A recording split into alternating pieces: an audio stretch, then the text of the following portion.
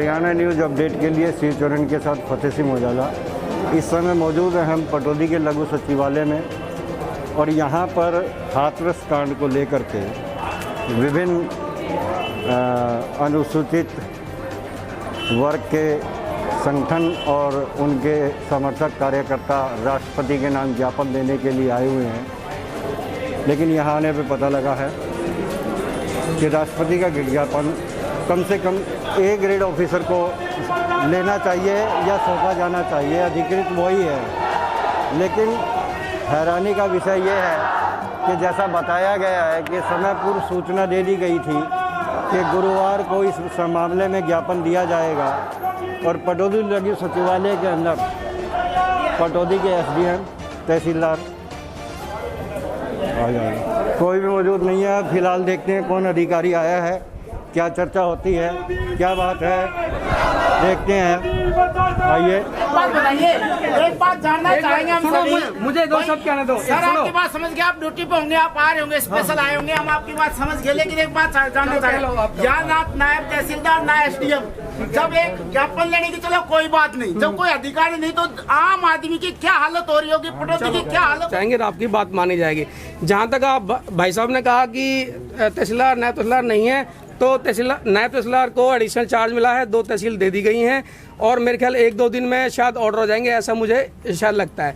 और जहां मैं आपको व्यक्तिगत रूप से बता दूं, अगर आप सुनना चाहें, जब शुरू में कोविड यहाँ चला था तो मैं व्यक्तिगत रूप से ड्यूटी लगी थी मेरी संजीव नगर में तहसील फर्रुखाबाद को। मैंने अकेले ने 500 टेस्ट कराए थे किट पहन के और मैं कंटेनमेंट जोन में जाता था। मैंने यहाँ 1.5 महीने का लगातार काम किया था, राशन बांटा था आप लोगों के सहयोग से। तो मैंने ड्यूटी का कोई ऐसी बात नहीं है और मुझे खेद है, मैं माफी चाहूंगा कि आपके बीच में थोड़ा सा मैं लेट हो गया। सर आपकी कर्तव्य निष्ठा पर हम प्रश्न नहीं लगा रहे, हम ये जानना चाह रहे हैं कि पटौदी तो अनाथ है एक तरीके से। चलो जो वही मैंने कहा, अधिकारी नहीं तो आम आदमी। चलो ये बात आपके आगे पहुंचाएंगे, जो मेरे से बनेगा मैं तुरंत जो ज्ञापन देना चाहूँ। ऐसा मैनेजर जी पहली बार नहीं हो रहा। चलो क्या पहली बार हो रहा है ऐसा? पहली बार नहीं हो रहा। चलो और अब की बार हमने एक निश्चय लिया है, मैं मीडिया के माध्यम से बताना चाहूंगा, सभी साथी लोगों ने एक निर्णय लिया है, अगली बार इस तरीके से कोई पहले पूर्व सूचना देने के बावजूद भी अगर ज्ञापन लेने के लिए कोई अधिकृत का अधिकारी नहीं मिला तो यहाँ तालाबंदी करेंगे। देखो ये सभी तालाबंदी करेंगे, एक बार सभी सहमत हो जाओ। ऐसे ना तालाबंदी कर लेना, अपना काम आप हर जगह जैसे आप कहा, लेकिन मैं ये जानता हूँ कि आप पढ़े लिखे लोग हैं। अब आपका ये ऑफिस है ये, सुनो मैं मजबूर कर रहे हैं, सुनो प्रशासन ये कह लो तो मैं तो नहीं कहा, मैं तो सरकारी नौकर हूँ, आपका नौकर, यानी सरकारी नौकर का मतलब पब्लिक का नौकर है, तो मैं तो आपके बीच में रहूंगा। कोई जवाब दे नहीं है। चलो जो मेरे से बन पड़ेगा, कोई जवाब दे नहीं है। सुनो ठीक है, राशन लेने के लिए नहीं आ रहे आप, राशन की बात पटौदी के सुनो वैसे भी मैडम मैं सुनता हूँ। देखो मैं सुनो, आपकी जो भावनाएं हैं, आप जो कह रहे हैं, आप अपनी जगह आपकी बात मत करो।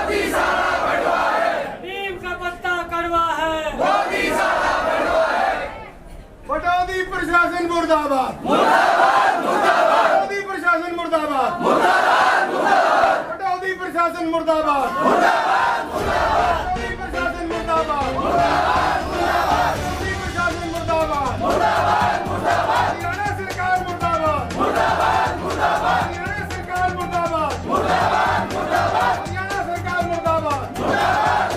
ये कह रहे हैं कि कोरोना वायरस के चलते हुए मैंने इनका महिलाओं का खून टेस्ट वगैरह कराया, कोरोना टेस्ट वगैरह करवाया। जो मेन पर्पल है वो है हमें मनीषा बहन को नया दिलाने का। वो इनकी ड्यूटी थी उस टाइम, जो ये खून टेस्ट करवाया, कोरोना वायरस टेस्ट करवाया। कर्मचारी थे ये सरकारी, इसलिए उन्होंने ये काम करवाया। पर मेन मुद्दा है महिलाओं को, महिलाएं चाहिए और महिलाओं को सुरक्षा चाहिए। जब मोदी साहब नारा लगाते थे अब बेटी बचाओ बेटी पढ़ाओ, वो ये नारा नहीं लगाते थे, वो नारा लगाते थे बेटी लाओ और रेप कराओ। ठीक है, ये नारा था उनका। कहाँ गई वो सरकार जो हाँ बेटियों को तो बेटियों को पढ़ाओ? जब बेटियां घर में ही सुरक्षित नहीं है तो वो बाहर कैसे सुरक्षित होंगी? कैसे पढ़ेंगे बताओ, कैसे पढ़ेंगे बच्चे? हम तो ऐसे कहेंगे बच्चे कैसे पढ़ेंगे? बच्चे बाहर निकलने में डर है, जैसे वो पढ़ेंगी कैसे? जैसे उस लड़की की हड्डी तोड़ी है उनकी भी हड्डी तोड़ी जाए तभी उनको दर्द का पता लगेगा और महसूस होगा अब दर्द क्या होता है। क्या उनकी बहन बेटियां नहीं है? हम पूरे समाज की बहन बेटियों को एक समझते हैं, चाहे वो जाट समाज से हो चाहे किसी समाज से हो, और हमें ही जातिवाद में फंसा जाता है हर बार। क्यों? हम इंसान नहीं है क्या? हम सबकी बहनों को, हमारे भाईचारा सब हम एक समझते हैं और वे हमेशा दलित। क्यों? हमेशा हमारी ही बेटियां बलिदान में चढ़ती है। ये कब तक चलेगा? हम जो मनीषा के ऊपर जो अत्याचार हुआ है, जो बलात्कार हुआ है, उसके न्याय दिलाने के लिए, उनको फांसी दिलवाने के लिए आज हम पटौदी के एसडीएम कार्यालय में जो उपस्थित हुए हैं, तो मेरे जितने भी दलित भाई हैं, मैं सबसे आग्रह करता हूं कि पटौदी के अंदर क्या पूरे देश के अंदर कहीं पर भी अगर दलितों के साथ किसी भी तरह का कोई अत्याचार होता है तो मेरे को ये एकजुटता, ये एकता दोबारा ऐसे ही नजर आनी चाहिए, क्योंकि प्रशासन कुछ नहीं करेगा, जो कुछ करेगी हमारी एकता ही करेगी। और सरकार इतनी गई गुजरी हो चुकी है, चाहे हरियाणा की हो और चाहे यूपी की हो, क्या हरियाणा में कांड रहे हो रहे, हरियाणा में भी खूब कांड हो रहे हैं, लेकिन मनोहर लाल खट्टर एक तरह से चश्मा लगाए हुए बैठा है। कैंडल मार्च बहुत हो चुके, कैंडल मार्च तो बहुत हो लिए, अब जलाने का समय। कैंडल मार्च बहुत हो लिया, मसाले बहुत जला लिया, कैंडल मार्च बंद कर दो और इन बलात्कारियों को जलाना शुरू कर दो। मनीषा के साथ 2 बार बलात्कार हुए, एक बार नहीं, एक बार उन दरिंदों ने कराया है, मानवीय कृत्य किया, दूसरा जो प्रशासन ने, सरकार ने उसके साथ बलात्कार किया और सरकार पूरी तरह दोषी है। सरकार ने उस साक्ष्यों को मिटाने के लिए आधी रात को उसको मनीषा को जलाया है, पूरी तरह दोषी है सरकार इसमें। हम यही संदेश देना चाहते हैं इसके द्वारा। हाथरस में जो भी कुछ दुष्कर्म हुआ और जो कुछ भी वहाँ अप्रत्याशित रूप से घटना घटी, उस मामले को लेकर के यहाँ पटौदी एसडीएम कार्यालय में विभिन्न संगठनों के द्वारा विरोध स्वरूप राष्ट्रपति महोदय को ज्ञापन सौंपा गया है। लेकिन इस पूरी कड़ी के अंदर जो आक्रोश दिखाई दिया वह आक्रोश अपनी जगह सही है कि कोई भी महिला हो, कन्या हो, वास्तव में इनकी कोई जाति नहीं होती है। यह कन्या और महिला अपने आप में एक संपूर्ण जाति है और हर वर्ग, धर्म, वर्ग, संप्रदाय के अंदर महिलाएं होती हैं। धर्म, वर्ग, संप्रदाय का जो ठप्पा लगता है वो सिर्फ एक पहचान के लिए है। महिला की पहचान, लड़की की पहचान, युवती की पहचान वह महिला और युवती ही कहलाएगी। और कोई भी सभ्य समाज कभी भी नहीं चाहेगा, अनादिकाल से वर्तमान में और आने वाले समय में भी, कि महिला वर्ग के ऊपर अत्याचार हो, उसका किसी भी प्रकार से शोषण होता है तो यह सबसे पहले समाज का वैचारिक और चारित्रिक हनन है। इस मुद्दों पर आज समय आ गया है कि गंभीरता से चिंतन और मंथन करना चाहिए, जो हम अपने समाज को, आने वाली पीढ़ी को एक स्वस्थ समाज उपलब्ध करवा सकें और आने वाली पीढ़ी के सामने सभी समाज सिर ऊंचा करके चल सकें।